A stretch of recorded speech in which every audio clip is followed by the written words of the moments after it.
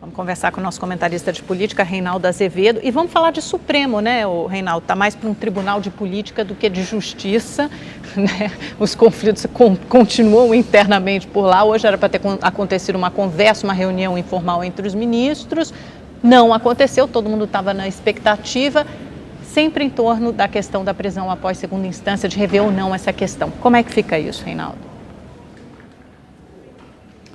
Muito bem, boa noite, Amanda. Pois é, eu hoje de manhã no meu blog, que fica hospedado na página da RTV, já disse que a reunião não iria acontecer porque se deu algo lamentável, né?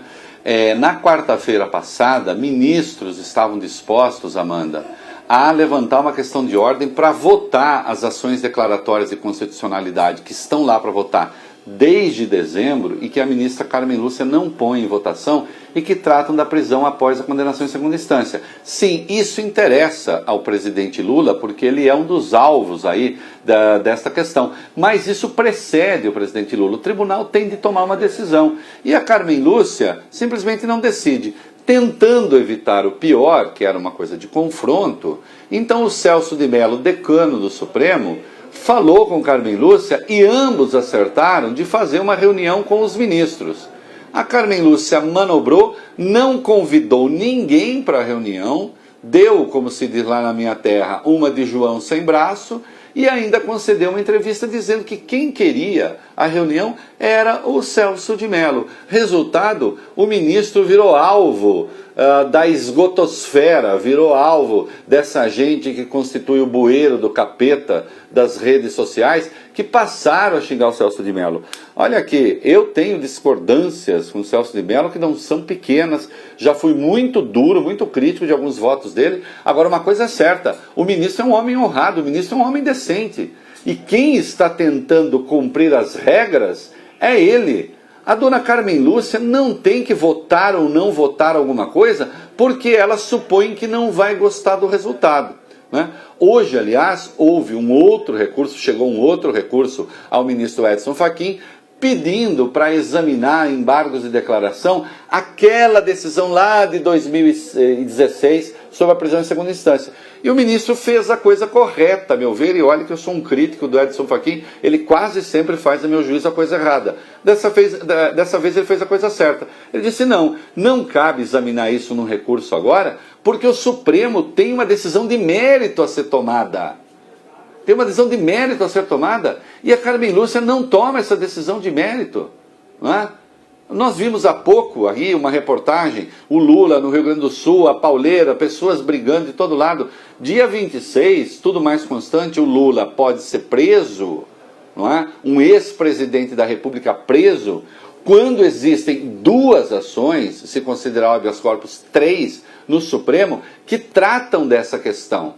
Agora, anote, se eu estivesse aqui pedindo, por favor, vamos dar um jeito de o Lula não ser preso, vamos mudar o calendário, vamos acochambrar o calendário. Não, quem acochambrou o calendário, quem está manobrando com o calendário, é a Carmen Lúcia, não é? E hoje, ministros que vão votar a favor da prisão depois da condenação em segunda instância, ministros que querem que a coisa fique como está, mesmo esses ministros estão constrangidos, porque sabem que o tribunal maior do país está sendo instrumentalizado em razão do destino de um único homem. Ora, instrumentalizar o tribunal para salvar Lula seria detestável. Instrumentalizar o tribunal para tentar punir Lula também é detestável, sem contar que se ele não for preso agora, ele será preso quando houver o julgamento depois do STJ. Então, a dona ministra Carmen Lúcia precisa parar de usar o tribunal como se fosse uma coisa pessoal. Não é pessoal, ministra, a questão é técnica. E de resto, pare de usar a reputação alheia para ficar fazendo selfies. Não é? Isso não é bonito, isso não é decente, isso não é justo. Reinaldo, boa noite. O ministro Edson Fachin, que é relator da Lava Jato, incluiu o depoimento do doleiro Lúcio Funaro na investigação que envolve os ministros Moreira Franco e Eliseu Padilha e também, claro, principalmente o presidente Michel Temer. E aí, Reinaldo, boa noite. Boa noite, Boris. Olha, é uma escalada, continua, faz parte da escalada de perseguição ao Temer aí. Quer dizer, o Temer já não devia estar nesse inquérito, porque isso contraria, como sabemos, o parágrafo 4º do artigo 86 da Constituição. Então já não deveria estar ali, e no entanto está, não é? Agora, esta investigação, só para lembrar, é aquela de um jantar no Palácio do Jaburu em 2014. O Odebrecht teria prometido 10 milhões ao PMDB de maneira irregular e tal. Os ministros Moreira Franco e Edson Padilha saberiam da coisa, o presidente estava presente. Não há nenhuma evidência de que ele, presidente, tivesse ouvido num depoimento nesse sentido, nada. Mas, de qualquer modo, o presidente está lá, né? Muito bem. Os depoimentos do Lúcio Funaro, né, que embasaram a segunda denúncia do Janot contra o Michel Temer, nada tem a ver com essa reunião. Né? Esses depoimentos do Lúcio Funaro são aqueles que nós já sabemos foram usados para o Lúcio Funaro sair da cadeia. O Janot fez uma concorrência entre ele e o ex-presidente da Câmara, o Eduardo Cunha. Olha aqui, quem denunciar o presidente está livre.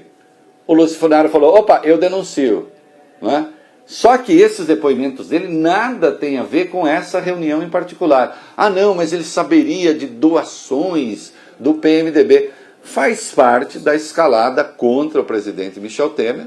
Né? A Raquel Dodge, né, para provar que é independente, já que ela entrou com a fama de que talvez fosse contra o Janot, para provar que é independente, pediu a inclusão.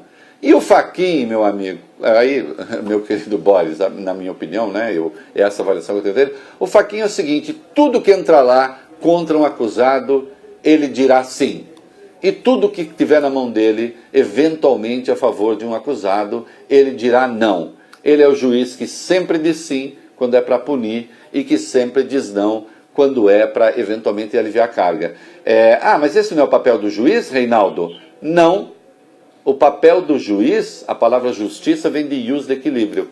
A função do juiz é ser justo, é ser equilibrado, né? Quem tem a função de ficar cortando cabeças sem olhar para quem é a guilhotina. E que eu saiba, o ministro não é uma guilhotina, embora se comporte como tal.